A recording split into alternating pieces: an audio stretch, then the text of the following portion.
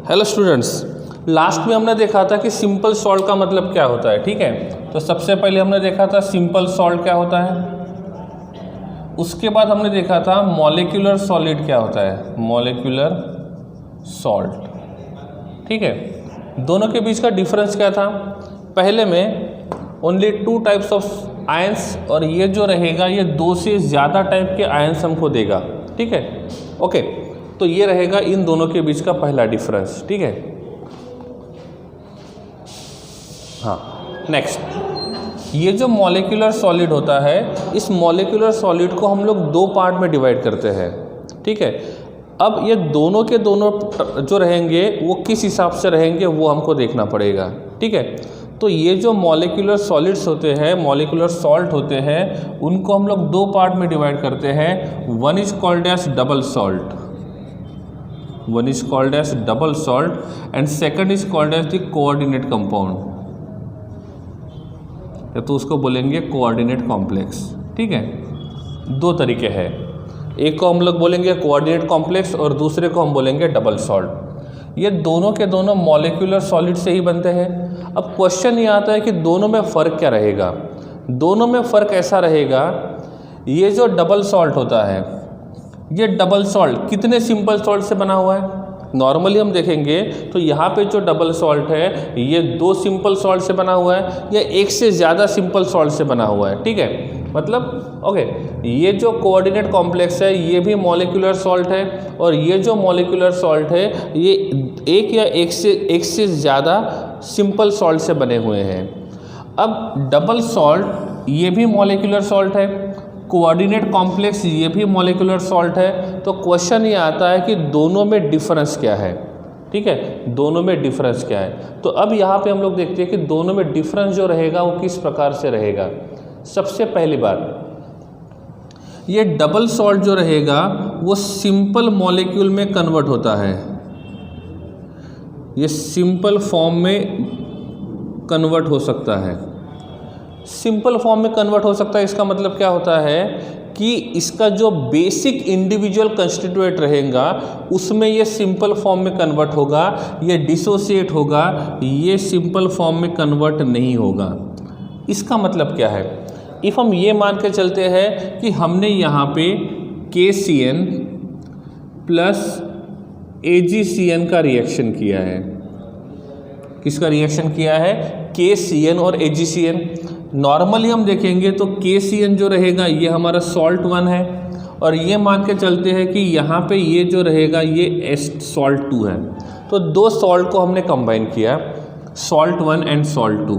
अब दोनों को कंबाइन करेंगे तो यहाँ पे जो कंपाउंड मिला है वो 2 तरीके से मिला। पहला KCN डॉट AgCN, इस प्रकार से। ठीक है, तो हमने 2 सॉल्ट को कंबाइन किया। सिंपल सॉल्ट को कंबाइन करेंगे तो मॉलिक्यूलर सॉल्ट बोलेंगे या तो एडिशन सॉल्ट बोलेंगे। इफ़ इसको दूसरा ऐसे भी तैयार कर सकते हैं, इफ़ हम KCN में देखते हैं, सो oxidation number of K will be +1 and oxidation of Ag will be +1 in both molecule metal having +1 charge, तो Cn will be -1।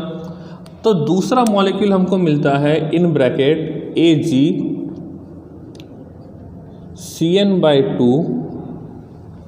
So overall charge क्या होना चाहिए, यहाँ पे जो एक Cn होता है तो एक Cn के ऊपर -1 होता है, यहाँ पे 2 Cn है तो दैट विल बी -2।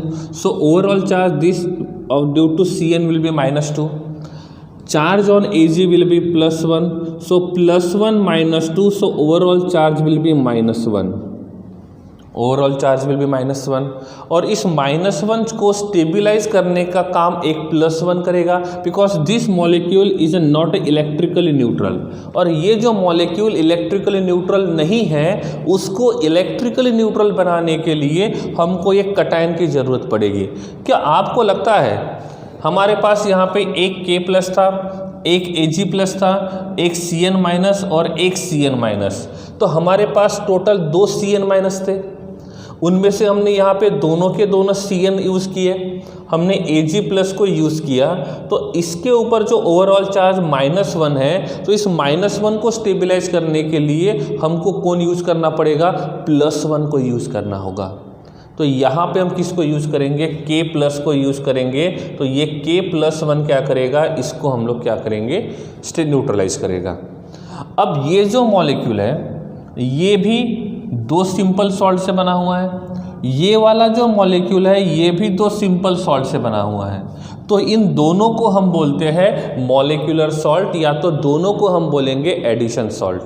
ठीक है, अब एक को हमने बोला था डबल सॉल्ट, दूसरे को हमने बोला है कोऑर्डिनेशन कॉम्प्लेक्स।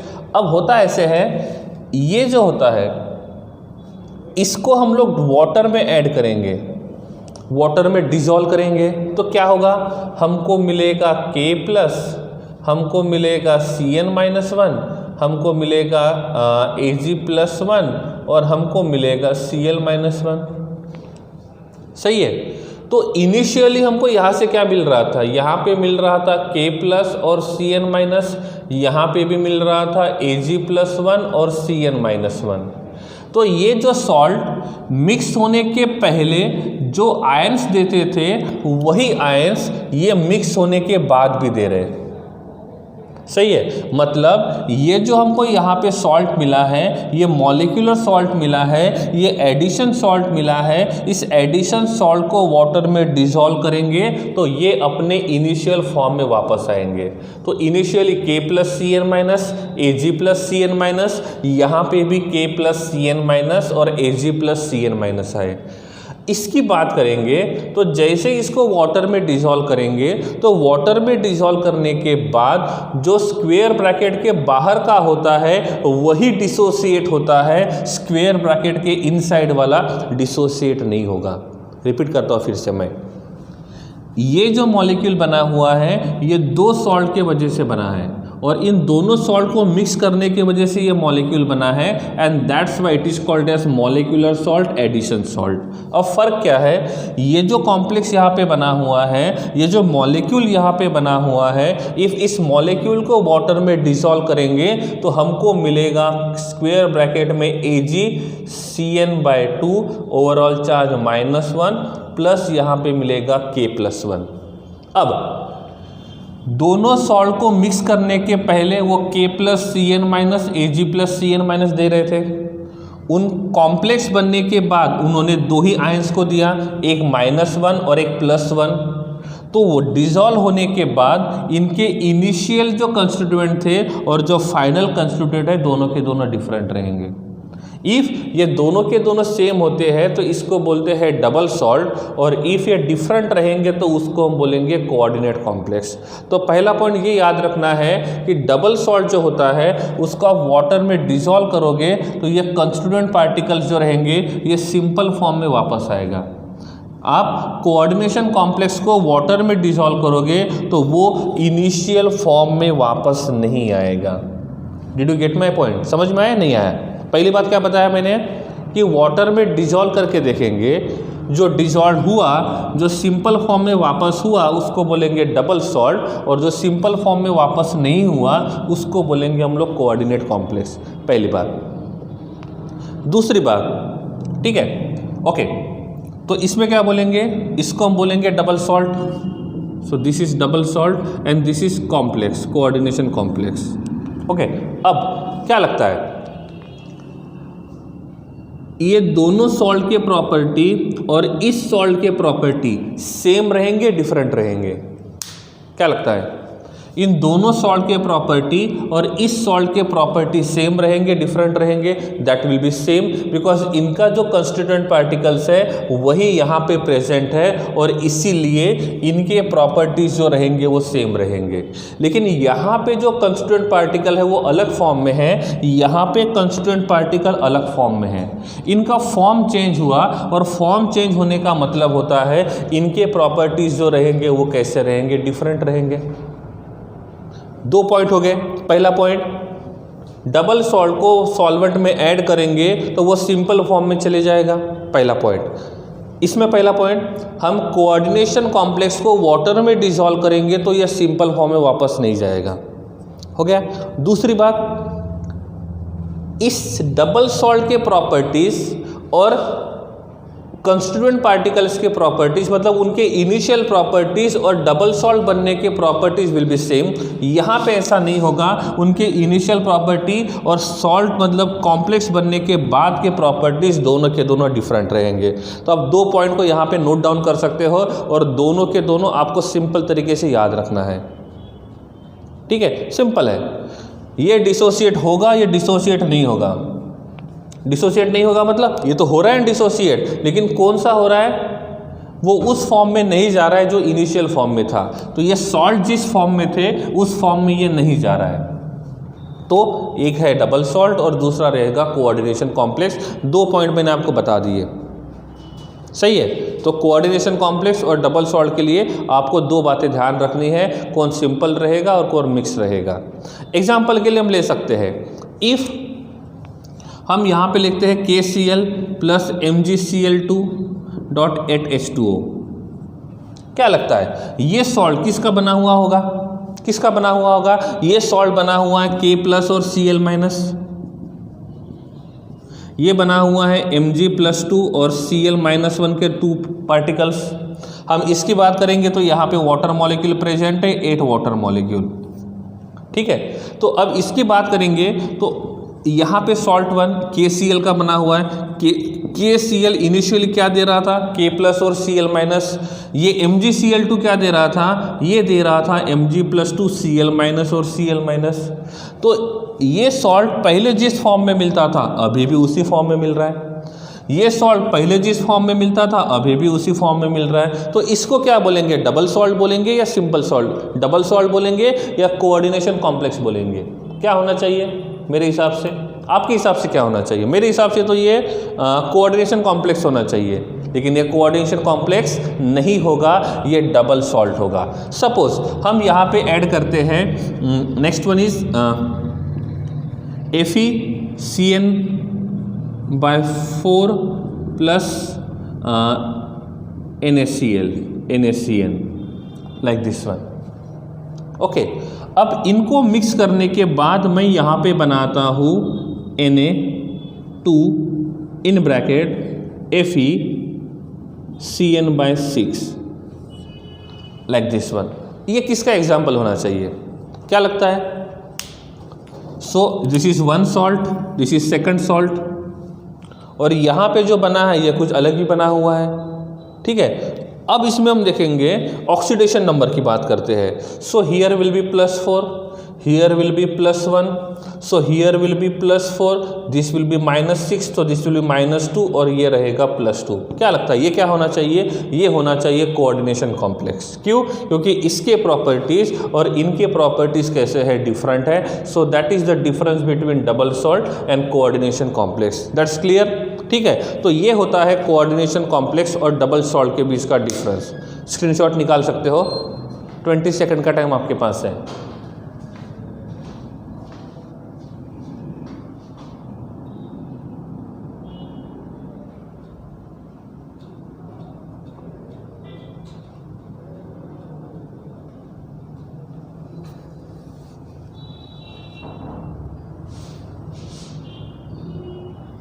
ओके, अब मैं आपको पूछता हूं, ये वाला जो कॉम्प्लेक्स है, ये वाला जो मॉलिक्यूल है, ये किस आयन की टेस्ट पॉजिटिव शो करेगा?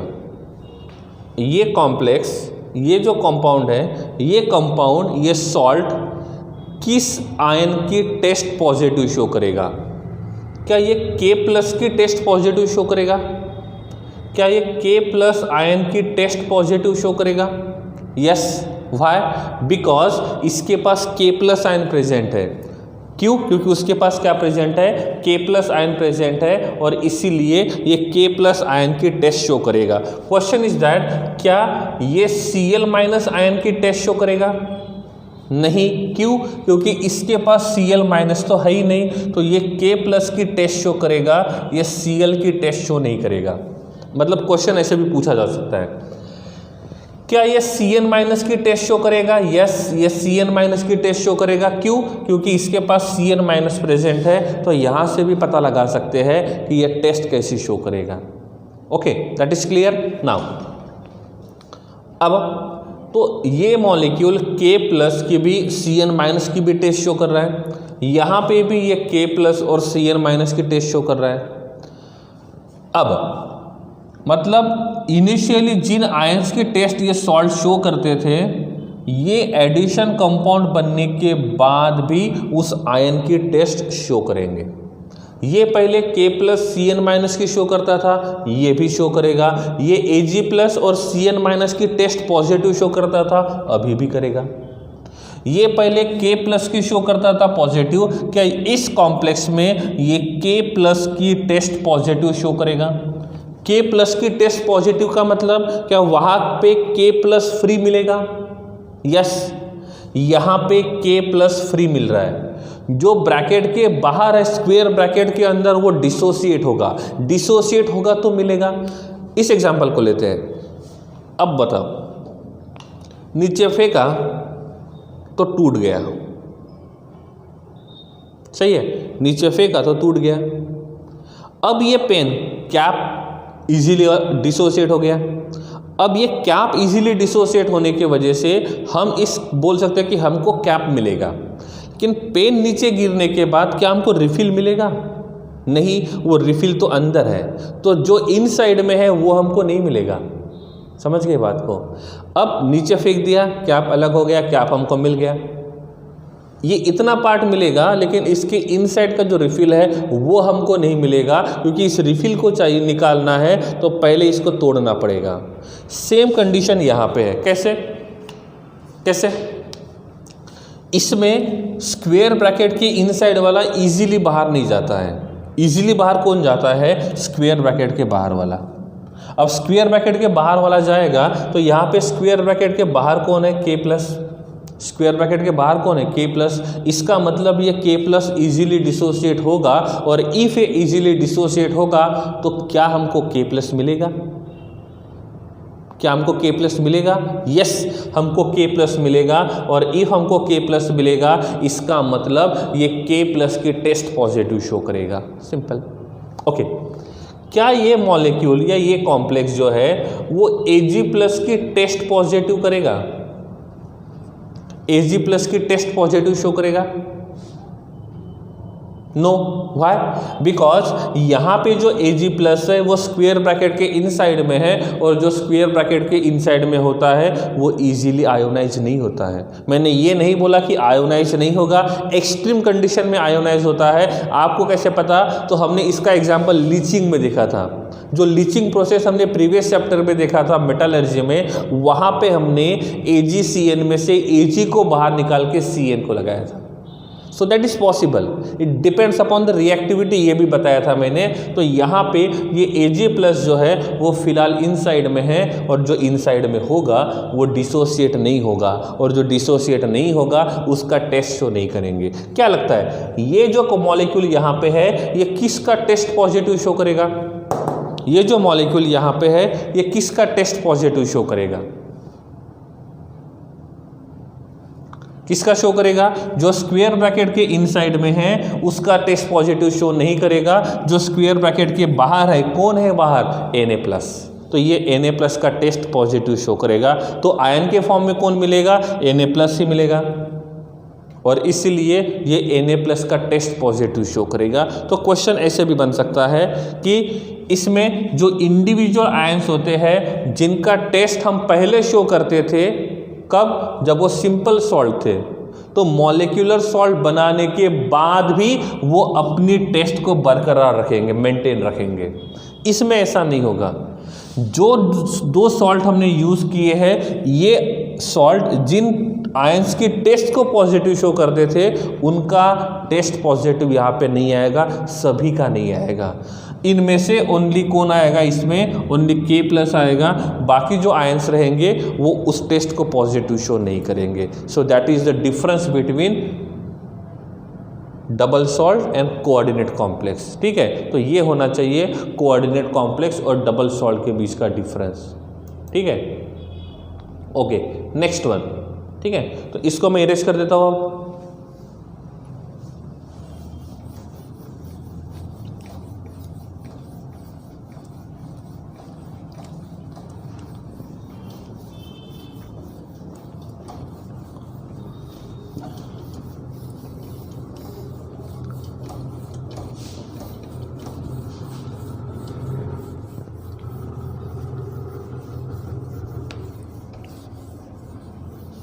ठीक है, अब इसमें से हमको डबल सॉर्ट नहीं देखना है, इनमें से हमको कोऑर्डिनेशन कॉम्प्लेक्स देखना है। तो कोऑर्डिनेट कंपाउंड, या तो हम इसको बोलेंगे कोऑर्डिनेट कॉम्प्लेक्स, ठीक है, ये हमको देखना है। ठीक है, इसका मतलब हमको ऐसे मॉलिक्यूल्स देखना है जो डिसोसिएट इजीली ना हो। ठीक है, अब ये जो होता है इसका बेसिक स्ट्रक्चर क्या होता है, इसमें हम इस टाइप के कंपाउंड को शो करने के लिए स्क्वायर ब्रैकेट को यूज करते हैं। तो ये रहेगा हमारा स्क्वायर ब्रैकेट, क्या रहेगा, स्क्वायर ब्रैकेट। अब मैंने आपको पूछा, नाम में ही कोऑर्डिनेट लिखा हुआ है, इट मींस दैट यहाँ पे जो बॉन्ड बनेगा वो कौन सा होना चाहिए, कोऑर्डिनेट बॉन्ड होना चाहिए। विच bond will be here, coordinate bond. और जब भी बात कोऑर्डिनेट बॉन्ड की आती है तो यहाँ पे दो लोग बहुत ज़्यादा ज़रूरी होते हैं। कौन से? इनमें से एक होता है डोनर एटम और दूसरा जो होता है वो होता है एक्सेप्टर एटम। दूसरा कौन होता है, acceptor. So one will be donor and second will be acceptor. इसमें जो डोनर होता है, इस डोनर को कहा जाता है लेविस बेस। क्या कहा जाता है, लेविस बेस। और यहाँ पे जो एक्सेप्टर होता है इसको कहा जाता है लेविस एसिड। क्या कहा जाता है, लेविस एसिड। ठीक है, तो एक होता है लेविस डोनर और दूसरा जो रहेगा वो रहेगा लेविस एक्सेप्टर। ठीक है, लेविस एसिड और दूसरा रहेगा लेविस बेस। ठीक है, नेक्स्ट वन इज, ये जो डोनर होता है इसको कहा जाता है मेटल आयन और इसको शो किया जाता है कैपिटल M से। जो डोनर होता है उसको कहा जाता है, जो डोनर होता है उसको कहा जाता है लिगेंड, इसको कहा जाता है लिगेंड और इसको शो करते हैं कैपिटल L से। और जो एक्सेप्टर होता है उसको कहा जाता है मेटल आयन, इसको कहा जाता है मेटल आयन और इसको शो करते हैं कैपिटल M से। ठीक है, ये दो बातें, एक रहेगा डोनर और दूसरा रहेगा एक्सेप्टर। तो ये जो कोऑर्डिनेट कॉम्प्लेक्स होता है इसको जब भी हम शो करेंगे तो यहाँ पे होता है स्क्वायर ब्रैकेट। स्क्वायर ब्रैकेट में पहले होता है मेटल, उसके बाद होते हैं लिगेंड और लिगेंड के बाद होते हैं n नंबर ऑफ लिगेंड। तो यहाँ पे n का मतलब होता है लिगेंड्स। यहाँ पे मे भी पॉजिटिव चार्ज हो सकता है, मे भी निगेटिव चार्ज हो सकता है। ठीक है, तो इस प्रकार से ये होता है कोऑर्डिनेट कॉम्प्लेक्स। तो कोऑर्डिनेट कॉम्प्लेक्स में दो बातें जरूरी है, first one will be metal and second will be ligand. कुछ नहीं है, जो कोऑर्डिनेट बॉन्ड में डोनर होता है वो रहेगा यहाँ पे लिगेंड और कोऑर्डिनेट बॉन्ड में जो एक्सेप्टर का काम करता है वो रहेगा मेटल आयन। ठीक है, एग्जांपल लेता हूं मैं, Fe CN/6 ओवरऑल चार्ज -2। ठीक है, this is called as complex ion. तो इसको कहा जाता है कॉम्प्लेक्स आयन।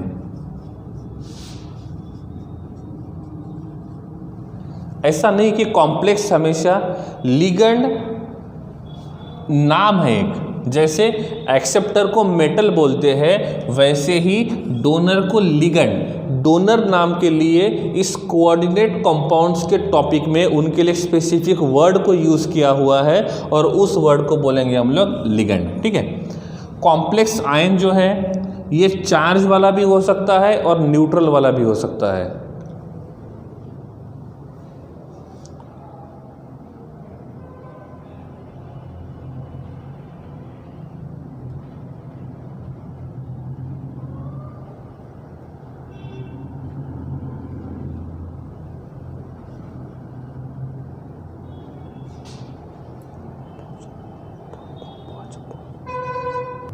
ओके, तो ये जो कॉम्प्लेक्स होता है ना, ये कॉम्प्लेक्स में भी चार्ज हो सकता है या तो में भी ये न्यूट्रल हो सकता है। इफ़ ये चार्ज वाला रहेगा तो यहाँ पे दो पॉसिबिलिटी है, it may be in the form of cation और it may be in the form of anion. ठीक है, तो कॉम्प्लेक्स जो होता है वो हमेशा स्क्वायर ब्रैकेट में लिखा जाएगा। ठीक है, और कॉम्प्लेक्स के लिए दो बातें ज़रूरी है, एक रिक्वायरमेंट जो है ये होना चाहिए मेटल और दूसरा होना चाहिए लिगेंड। मेटल का मतलब जो एक्सेप्टर का काम करेगा, डोनर का मतलब जो लिगेंड का मतलब जो डोनर का काम करेगा। ठीक है, अब इसमें क्या लगता है, हु विल बी डोनर? सो यहाँ पे हम देखेंगे तो Cn जो रहेगा ये डोनर का काम करेगा, तो यहाँ पे Cn जो रहेगा वो किसका काम करेगा, डोनर का काम करेगा। सो दिस इज अ लिगेंड। यहाँ पे Fe जो रहेगा वो किसका काम करेगा, एक्सेप्टर का काम करेगा, तो इसको क्या बोलेंगे हम लोग, मेटल। ठीक है, तो यहाँ पे मेटल भी है और यहाँ पे लिगेंड भी है। कितने लिगेंड है, कितने डोनर एटम है? सो एक Cn, कितने Cn है यहाँ पे, 6 Cn है। तो इसको हम इसके फॉर्म में लिखेंगे तो ये क्या हो जाएगा, ये हो जाएगा Ml6। सही है, क्या हो जाएगा, Ml6। अब ओवरऑल चार्ज कितना है, -2। सो यहाँ पे भी लिख देंगे ओवरऑल चार्ज -2। सही है। So what will be the oxidation state of iron, what will be the oxidation state of iron? So iron का ऑक्सीडेशन स्टेट कैसे निकालेंगे, 1 Cn having -1, 6 Cn having -6। Right side में जाएगा तो +6 + 6 -2 +6 -2 +4। सो मेरे हिसाब से इसका ऑक्सीडेशन नंबर होना चाहिए +4। कितना होना चाहिए, +4। ठीक है, तो अब मैंने आपको पूछा इस कॉम्प्लेक्स में मेटल कौन है, तो इस कॉम्प्लेक्स में मेटल कौन है, आयरन +4। लिगेंड कौन है, Cn-1। कितने लिगेंड है, 6 लिगेंड है। सही है, कितने लिगेंड है, 6 लिगेंड है। तो लिगेंड का क्वांटिटी पता चल गया। ओवरऑल चार्ज कौन सा है, पॉजिटिव या negative? Overall charge is negative, और ओवरऑल चार्ज नेगेटिव रहेगा, इसका मतलब ये कौन सा कॉम्प्लेक्स होना चाहिए, ये अनायनिक कॉम्प्लेक्स होना चाहिए। कौन सा कॉम्प्लेक्स, अनायनिक कॉम्प्लेक्स। ये फर्स्ट एग्जाम्पल। इफ मैं सेकंड एग्जाम्पल यहाँ लिखता हूँ, अभी मैंने लिखा that is Cu NH3/4, overall charge is +2। Clear, overall charge is +2। हमेशा जो लेफ्ट साइड में होता है वो हमेशा मेटल होता है। लिखेंगे कैसे, जो लेफ्ट साइड में होता है वो हमेशा मेटल होता है और जो राइट साइड में रहेंगे वो लिगेंड का काम करेंगे। मतलब जो लेफ्ट साइड में होता है स्क्वायर ब्रैकेट के, it act as a metal, और जो राइट साइड में होते हैं वो रहेंगे लिगेंड। एक कॉम्प्लेक्स में एक से ज़्यादा टाइप के लिगेंड्स भी हो सकते हैं। ठीक है, जैसे यहाँ पे हम बात करेंगे तो Cu जो है वो लेफ्ट साइड में है, and that's why this Cu is considered as a metal. Cu is considered as a metal. Now this NH3 will considered as a ligand, and the number of ligands are 4. Number of ligands are 4. Overall charge is +2. So what will be the oxidation state of copper? निकाल सकते हो कि copper का oxidation state क्या रहेगा। NH3 के ऊपर charge नहीं होता है, that will B neutral. 0 right side में गया तो 0 ही रहेगा। 0 +2 तो ओवरऑल चार्ज विल बी +2, तो कॉपर का ऑक्सीडेशन नंबर रहेगा +2। तो इसमें कॉपर ने NH3 के साथ 4 बॉन्ड बनाए।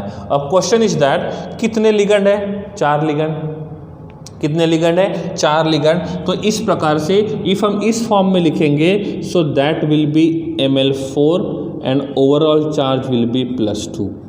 तो ये जो कॉम्प्लेक्स है, इस पूरे कॉम्प्लेक्स के ऊपर चार्ज कौन सा है, पूरे कॉम्प्लेक्स के ऊपर चार्ज कौन सा है, +2। इसका मतलब ये जो रहेगा ये कैसा होना चाहिए, कटायनिक होना चाहिए। कैसा होना चाहिए, कटायनिक। ठीक है, इस प्रकार से हम यहाँ पे देख सकते हैं। अब नंबर 3, अब यहाँ पे लिखता हूँ मैं Cu Cn/2 NH3/2,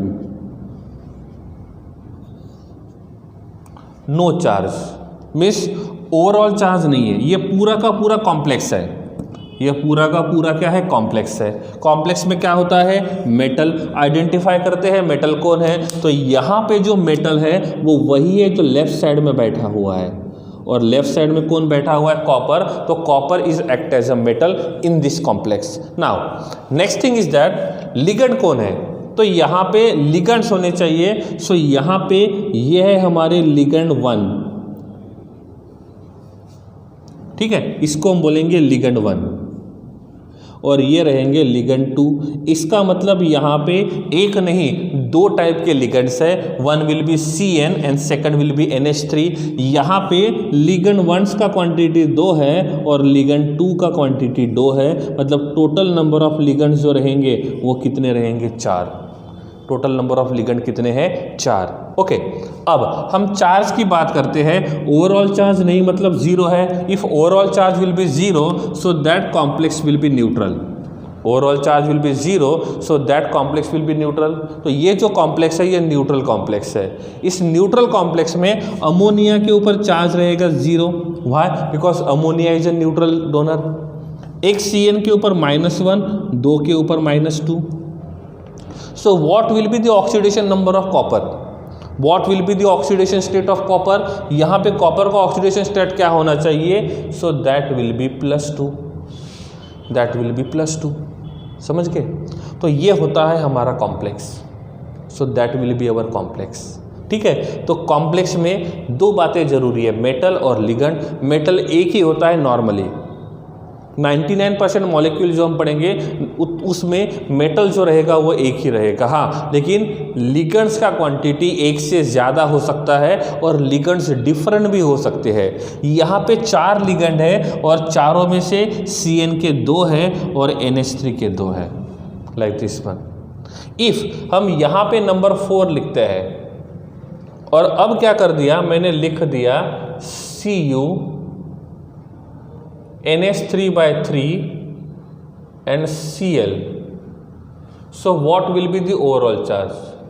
So this is +2. So what will be the overall charge here? क्या चार्ज रहेगा? Just a minute.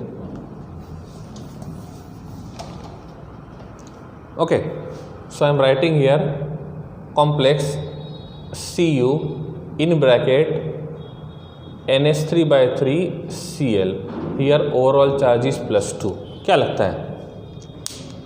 So copper having +2 charge, NH3 having no charge that is 0 and Cl having -1 charge. मिला दो इसको, कितना हुआ मिलाने के बाद? मिलाने के बाद कितना हुआ? That will be +1। So overall charge will be +1। तो ये बन जाएगा कटायनिक कॉम्प्लेक्स। मैं आपको सिर्फ इतना बता रहा हूँ कि कॉम्प्लेक्स बनेगा कैसे, और कॉम्प्लेक्स बनाने के लिए जो 2 चीज़ें ज़रूरी है वो है मेटल और लिगेंड। तो उसको आइडेंटिफाई कैसे करेंगे कि कौन लिगेंड है और कौन मेटल है।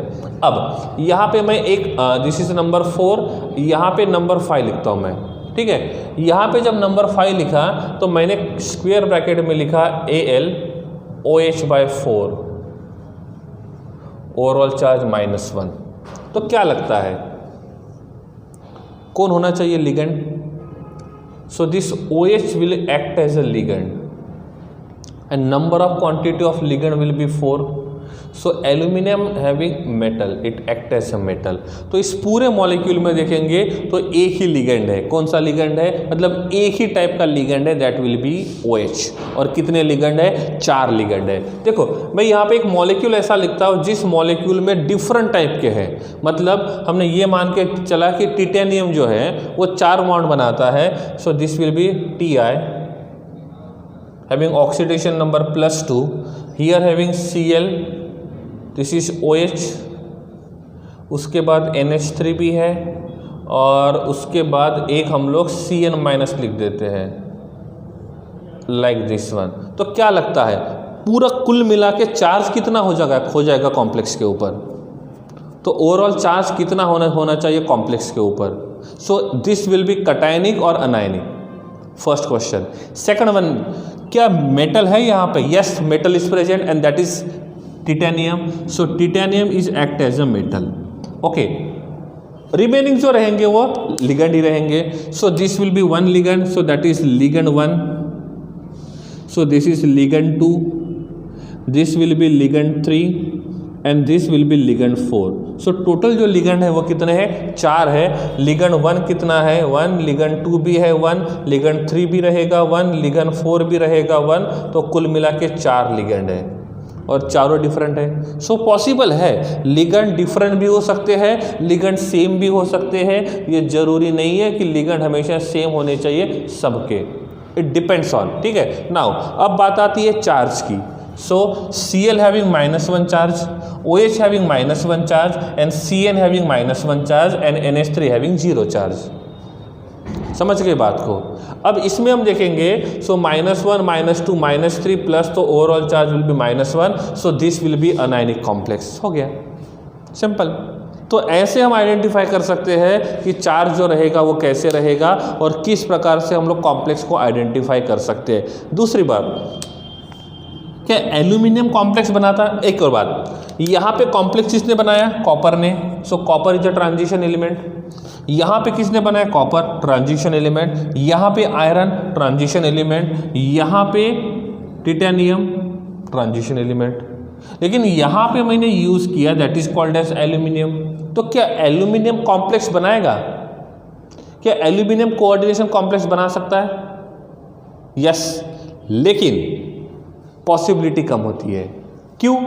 क्योंकि जो ट्रांजिशन सीरीज एलिमेंट्स होते हैं उनका स्मॉल साइज मतलब डी ऑर्बिटल इजीली अवेलेबल होता है और साथ में उनका चार्ज डेंसिटी ज़्यादा होता है, पॉजिटिव चार्ज डेंसिटी ज़्यादा होता है और इसलिए ट्रांजिशन एलिमेंट जो होते हैं वो इजीली कॉम्प्लेक्स बनाते हैं. ठीक है. तो इसका मतलब ये नहीं कि एल्यूमिनियम नहीं बना सकता है.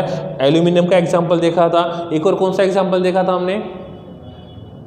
बेरिलियम का देखा था शायद. ओके, एक बात और, जब हमने लीचिंग मेथड को देखा था, तो उसमें इसी टाइप का कॉम्प्लेक्स बना था. यस. क्या लीचिंग मेथड में हमने इसी टाइप का कॉम्प्लेक्स देखा था? यस. और उसमें लिखा था that was soluble in water. Why? Because ये आयोनिक फॉर्म में है. ओवरऑल चार्ज कितना है? -1. सो दैट वाज AlOH/4 और AlOH/6. वो क्या था? AlOH/6 था या AlOH/4 था? याद करो, क्या था? AlOH/4, AlOH/6, 4. तो इसको स्टेबलाइज करने का काम किसने किया था? Na+ ने किया था. इसका मतलब ये आयंस को प्रोड्यूस करेगा और जो आयोनिक फॉर्म में होता है वो पानी में सोल्यूबल होता है. क्योंकि वाटर में सोल्यूबल होने के लिए कंडीशंस क्या है? वाटर में सोल्यूबल होने के लिए कंडीशन यही है कि वो आयोनिक फॉर्म में होता है तो वो इजीली सोल्यूबल होगा. तो क्या ये वाला कॉम्प्लेक्स सोल्यूबल होगा? यस. ये वाला कॉम्प्लेक्स सोल्यूबल होगा? यस. ये वाला कॉम्प्लेक्स सोल्यूबल होगा? यस. ये वाला कॉम्प्लेक्स सोल्यूबल नहीं होगा. क्यों नहीं होगा? क्योंकि ये आयोनिक फॉर्म में नहीं है. तो जो आयोनिक फॉर्म में रहेगा वही सोल्यूबल होगा. ये आयोनिक फॉर्म में नहीं है तो ये सोल्यूबल नहीं होगा. क्या ये सोल्यूबल होगा? यस. ये भी सोल्यूबल होगा, ये भी सोल्यूबल होगा. तो इस प्रकार से हम सोल्यूबिलिटी को इजीली देख सकते हैं. ठीक है, क्लियर? तो आज के लिए इतना ही. मिलते हैं कल. Thank you so much.